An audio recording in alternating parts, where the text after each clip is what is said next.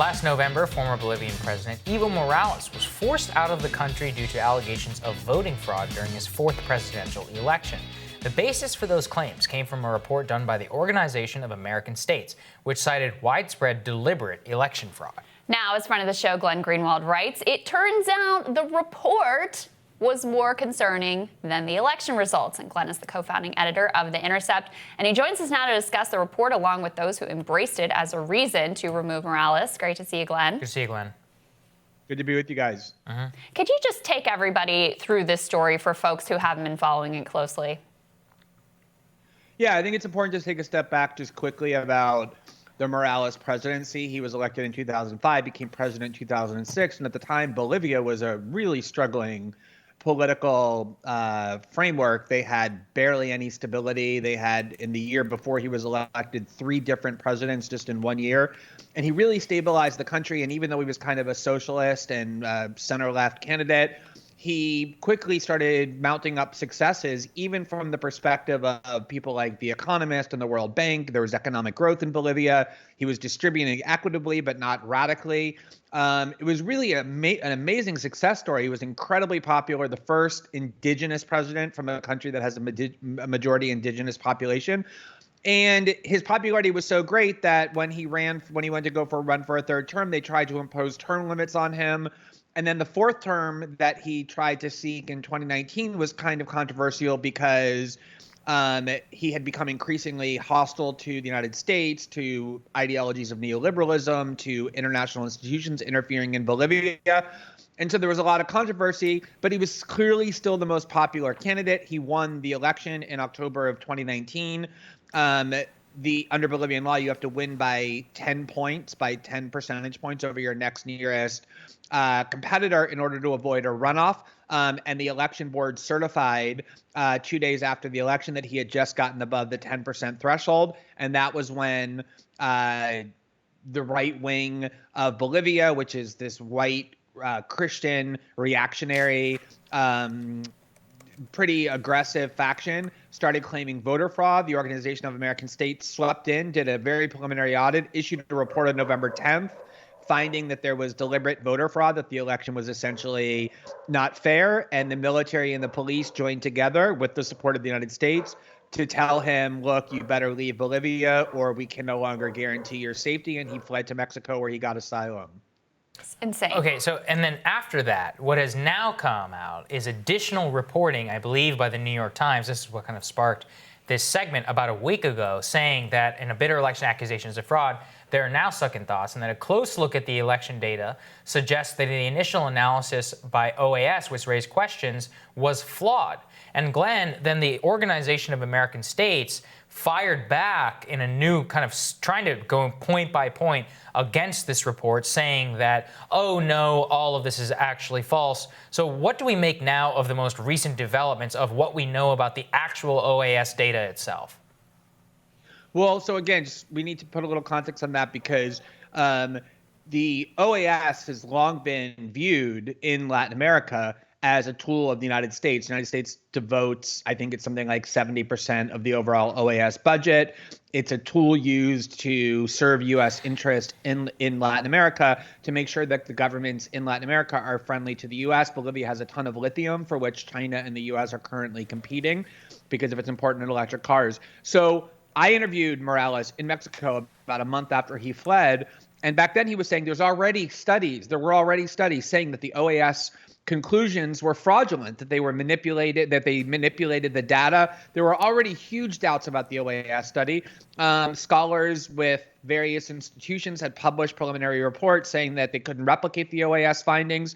And so this New York Times story from a couple of weeks ago, which really just reported on a new study, yet another study by 3 scholars, 2 at the University of Pennsylvania, 1 at Tulane, that was the most comprehensive analysis yet of what the OAS said and did in analyzing the Bolivian election, concluded that there was no fraud in the election itself. The fraud was in the OAS study. And again, this was not the first example of scholars claiming that, but because the New York Times, for whatever their reasons, decided to report on it, it was elevated to mainstream acceptability. It made the OAS take it very seriously. It's very rare for the New York Times to question the OAS. In fact, when this was all happening, the New York Times editorialized in favor of the notion that Morales had committed election fraud, kind of cheered his overthrow. They criticized the right wing, an elected faction that still runs Bolivia, that replaced him because they massacred a lot of the protesters, the indigenous protesters who were protesting his forced exile. But they gave credence to the OAS claims. And now for the OAS to be accused of fraud in the New York Times is a huge deal. And the OAS, which is a very buttoned up diplomatic organization, released a really unhinged statement that kind of sounds like Donald Trump wrote it whenever he's criticized, accusing sinister forces for malicious reasons of having hidden agendas. They're talking about the New York Times, as though the New York Times is interested in installing left-wing political agendas in Latin America when the reality is the opposite. So it shows how much of a direct hit this was on the OAS's credibility. Well, and let's talk a little bit more about the New York Times, because they basically bought hook, line, and sinker the OAS report, and as you said, editorialized in favor of Morales' removal. I mean, has there been any grappling or reckoning with that within the New York Times?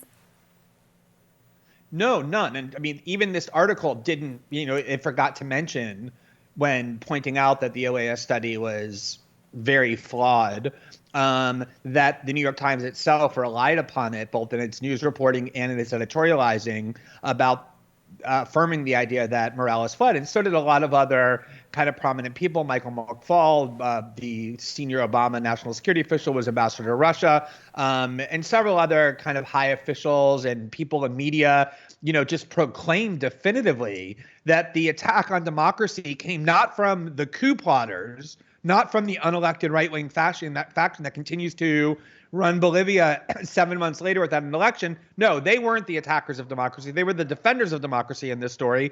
The attacker of democracy was Evo Morales, the person who won 4 consecutive popular elections. And even the people who went on Twitter and elsewhere to proclaim that democracy has been saved by the coup, which is the standard Cold War script whenever a left-wing government that's elected is overthrown with the help of the U.S., it's always proclaimed to be a defense of democracy rather than an attack on it. None of those people, including the New York Times, has acknowledged responsibility, has said, look, when we said this back in October and November, we relied on an OAS study that appears to have been flawed. There's no accountability. You can always be a puppet for U.S. foreign policy with no accountability. I mean, it's kind of stunning, Glenn, that this is all happening and that we're really just not hearing very much about it. So what do we know about the political fallout from this in Bolivia itself? Where is Morales still in Mexico? Does the government there have legitimacy in the eyes of the people, given how much of this is going on here? And what is the future of politics there?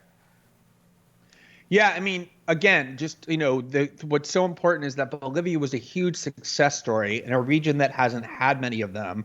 And this is a case where the U.S., working with the OAS and right-wing factions of Bolivia, just destroyed a prosperous, stable democracy. Morales is now in Argentina. He went from Mexico to Argentina, where he has asylum there. He wanted to run for the Senate in Bolivia, but the board that's now controlled by this right-wing unelected government rejected his candidacy on the grounds that he doesn't live in Bolivia. He doesn't live in Bolivia because they've threatened the lives of him and his family if he does. And this right-wing government that, it's led by this very obscure senator who nobody knew. She's from that European descendant, white, wealthy part of the country that's very unrepresentative. They had originally set new elections for April, but because of the coronavirus pandemic, they were able to seize on that to justify indefinitely postponing the election. So they still have this unelected right-wing government in place that uses violence against protesters. And so there's no democracy right now in Bolivia, and who knows when and if it will return. So it seems like it's yet another story of the U.S. through its interference, not with Twitter bots and Facebook ads, but with supporting hardcore military force, driving an elected leader out of a country, overturning a democracy, installing a puppet regime that is completely undemocratic, but that will serve the interests of the West. Wow. Wild story. Glenn, while we have you, I also wanted to give you a question about resistance hero John Bolton's new book. How are you thinking about it? What do you make of the claims, and what do you make of him?